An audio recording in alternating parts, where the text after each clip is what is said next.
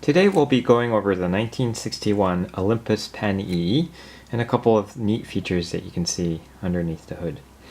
I happen to have two of these. I'm going to actually give one away as a gift, but you'll notice that the difference here is actually pretty subtle.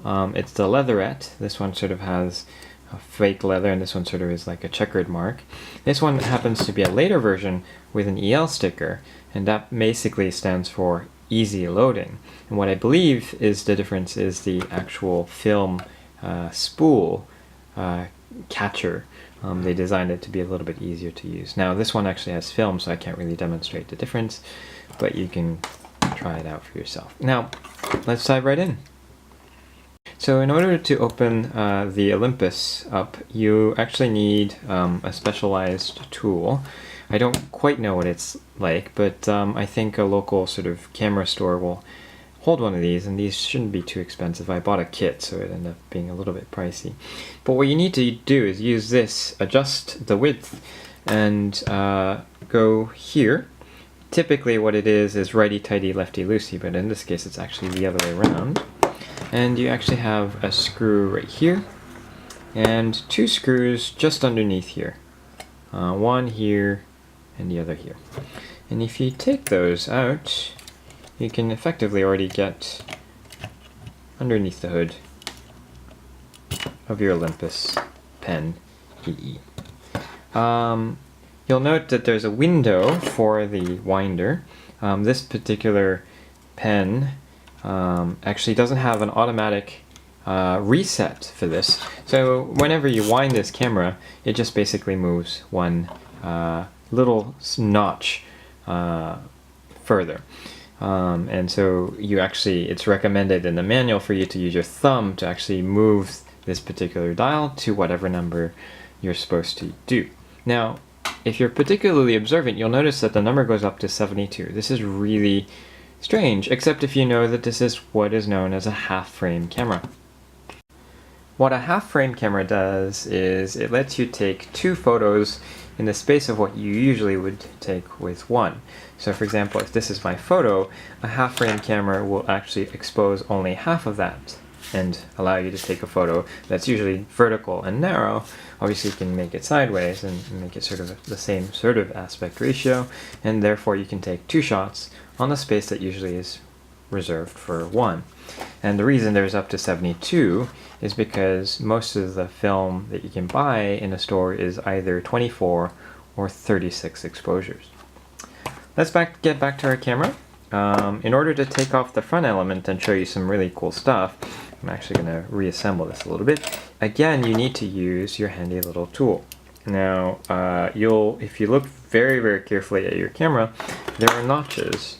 These notches are a little bit hard to see here, but they're at the edge right here, on one side and on the other. They should be always polar opposite to each other, and therefore what you do is you fit these at the edges,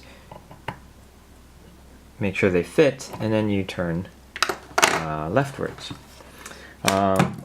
In order to make this video a little bit shorter, I've already done that work. There's actually two of these. There's the outer ring, which kind of looks like this, and the inner ring, which kind of looks like that.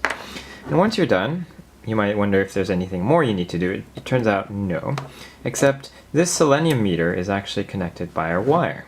In the previous video I explained that Selenium is effectively light reactive, and that's how this camera knows when your photo is going to be overexposed or unexposed. Yes, this little camera still does have the mechanism to actually determine if your photo is going to be good or not. So the part I wanted to show you isn't actually functional on this particular Olympus pen, but I can still demonstrate what it would look like, and the next time you go to a store and you spot one of these, you can certainly check these out for yourself.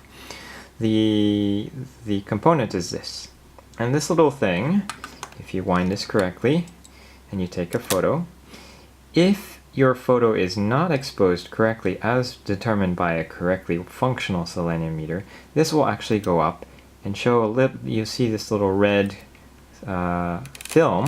This film goes all the way into your viewfinder and gives you a little warning indicator. and you cannot press the shutter any further. Let's try and see if I actually can do it with the other camera. Now this has film in it, so obviously if I fail at this attempt, I will have perfectly exposed one shot. Yeah, this one's not working as well. There goes 2 shots there, but you can still try it. Yeah, sometimes it's a bit finicky, but this will go up and prevent you from taking a photo, and all you see is a little bit of a red display in your viewfinder, and you might wonder why that is. Now you know. So once you've been able to put it all together again, and you wonder where this random last screw belongs, one of the last things I like to share about this Olympus pen is how to open it.